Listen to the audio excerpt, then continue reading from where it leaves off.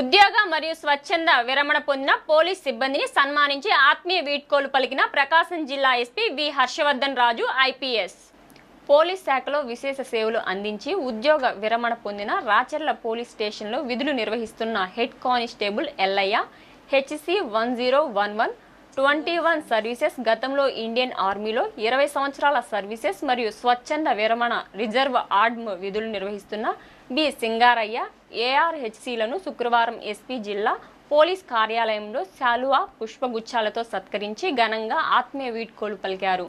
జిల్లా ఎస్పీ మాట్లాడుతూ పోలీస్ శాఖలో చేరినప్పటి నుండి నేటి వరకు ప్రజలకు సేవ చేస్తూ ఉద్యోగ విరమణ పొందడం అదృష్టమన్నారు. పోలీసు ఉద్యోగ నిర్వహణలో కుటుంబానికి దూరంగా ఉండి విధులు నిర్వహించారని, ఎంతో నిబద్ధత అంకితాభావంతో జిల్లా పోలీస్ శాఖకు అందించిన సేవలను శాఖ ఎప్పటికీ గుర్తుంచుకుంటుందన్నారు. పోలీసులు సమాజంలో శాంతి భద్రతలను కాపాడంలో కీలక పాత్ర పోషిస్తున్నారన్నారు.